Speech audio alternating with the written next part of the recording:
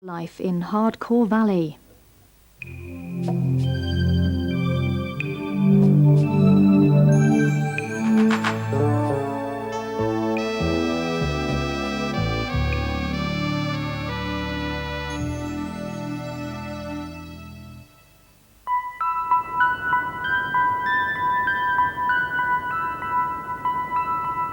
We have gone down so far in the estimation of everybody. Where do you live? You say Rochdale, what part? Ashfield Valley, and they all know about it. We've got punks, people sniffing glue, people breaking into flats.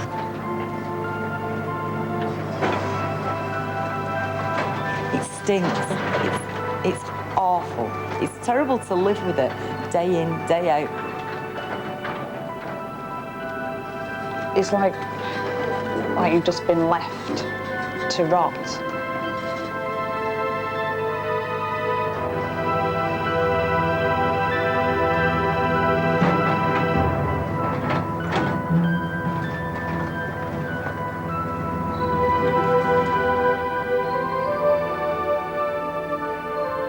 When Ashfield Valley was built, we believed that it would make a major contribution towards solving the housing crisis in Rochdale, and to be fair, for some years it did.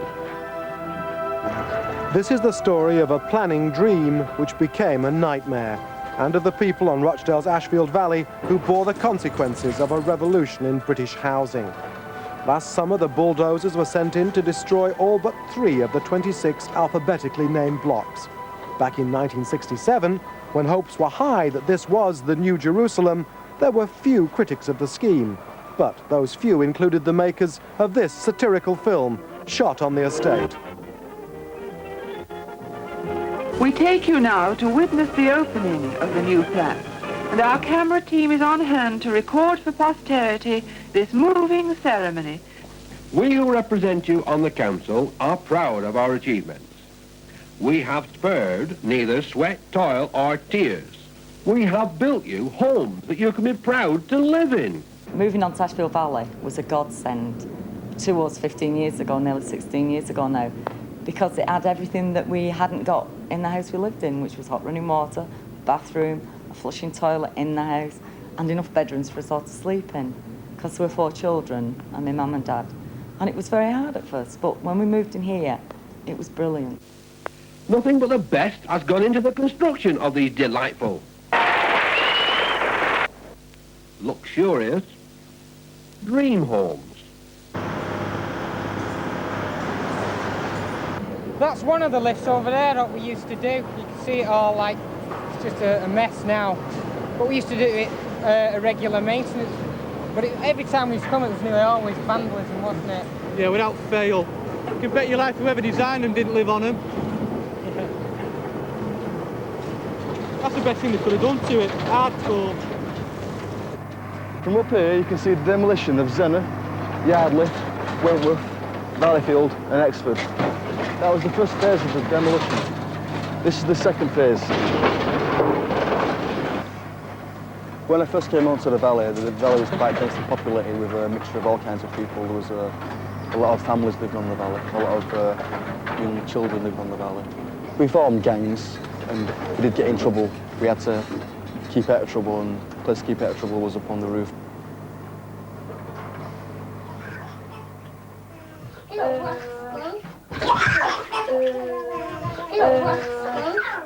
I was about 10 when I first moved on with my mum, and I was a bit wary at first, you know, new place, strange people.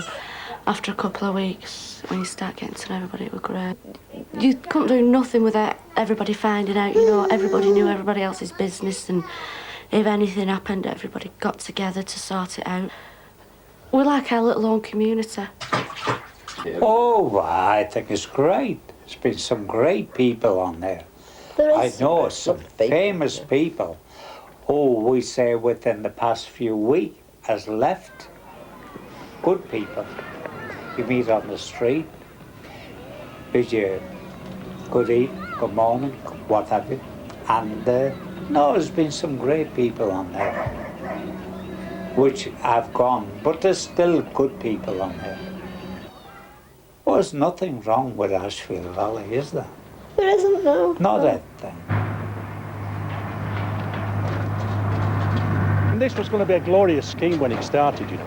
I remember walking along the river banks here with Dick Crossman, who was then the Minister of Housing, and the dream he painted about what could be done to the river of Ashfield Valley and how we could have sort of boats sailing up and down it and river walks and so on and so forth. None of it materialised because the great problem was that we had the finance to build a dwelling, but we didn't give the finance to go with the environment that was necessary when those buildings were created. When the architects designed Ashfield Valley, I think they had in mind the people who would live here would be people with jobs, middle class, quite well off. And but because the land that was built on used to be a marsh, the buildings started to sink. They were built too fast out of cheap materials. This is a typical flat. Inside, they're quite drab, a box-like, really. There's nothing really you can do with these, like, to make them individual. And subsequently, because when the flats started to like fall apart and sink into the marsh, people didn't want to live here. And then it became a dumping ground for people, like on low tenancy points, and anyone could get a flat in the valley at one time. You needed no points at all. I've been Member of Parliament for 18 years.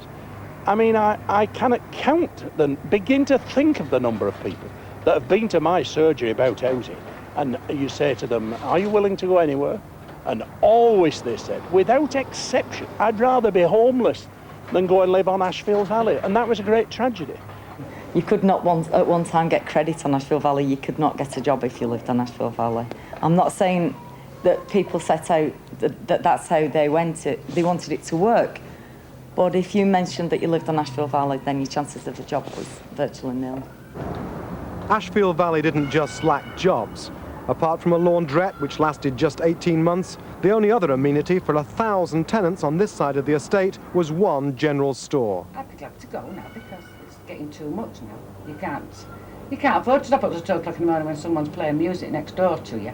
And as I told you, all those dogs are barking out all day and night long. Then you get somebody coming in and trying to break the phones by throwing bricks and concrete at them. I mean, you just don't want this. I've done my term on here. At one time, they'd just say, if you'd done 10 years on here, you could go. It's like a prison sentence. Then you could go if you'd done your term on here. I've done more than my term. It's terrible. It is. Drug addicts taking drugs, collapsing on the tarmac. People being found dead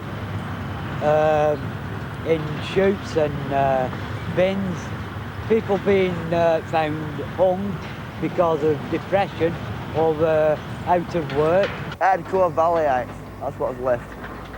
They've still got faith in like what's left, but what used to have at first was like a mass of people, colourful from all walks of life, who sort of live with each other.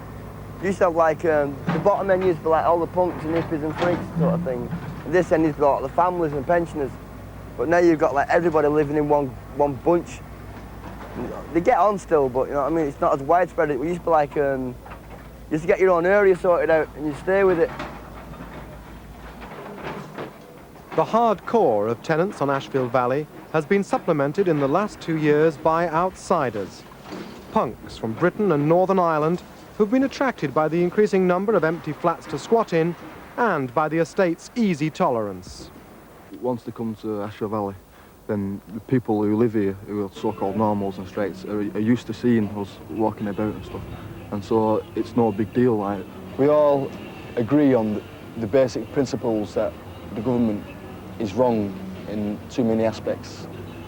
And we can offer a viable alternative, which is our own lifestyle. It's, we can live to a certain level, like just above existence, just above the breadline, if we cooperate with each other. Yeah, like say I'm stuck for money 1 week, and my friend gets his gyro.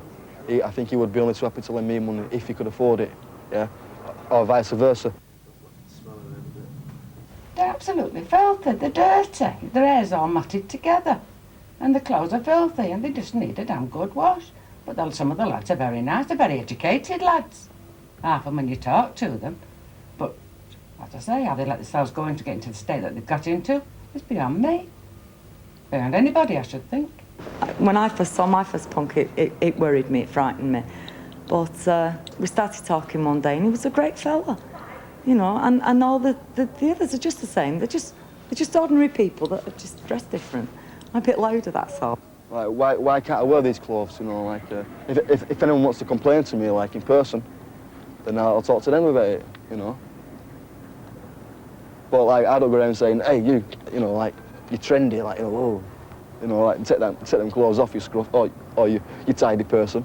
Really, I think to get on in society, you need to have a nice side parting, a nice tie, a nice shirt, a nice piece of paper saying that you can drive, a nice piece of paper saying that you've got a clean rent card, and a piece of paper saying that you've got an O level or an A level, or that a piece of paper saying that you're not what you are.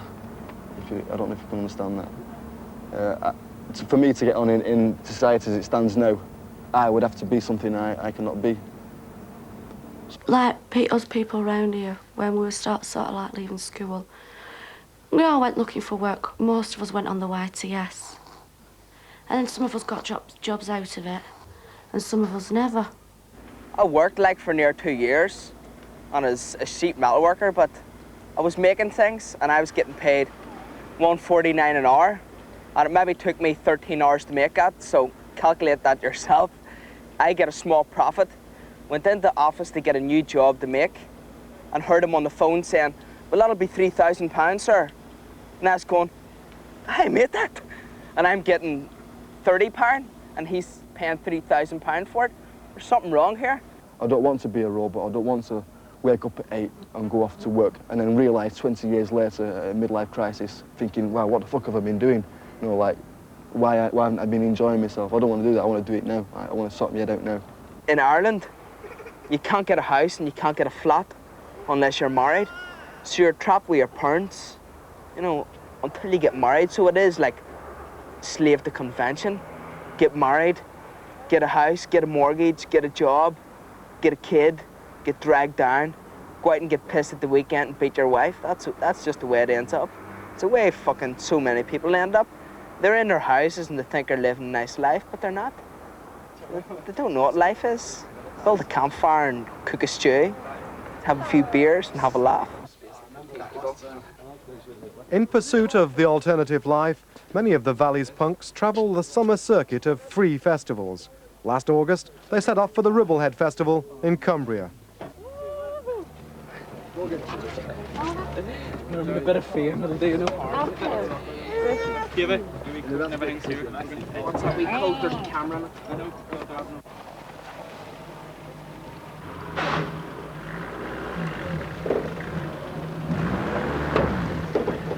Is that in above you? Yeah, that's where the drums are coming from. Above the drums he's got.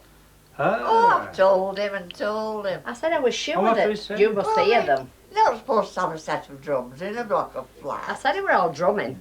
You know. Yeah. Anyway, he has calmed it down a little. He's not going at it all.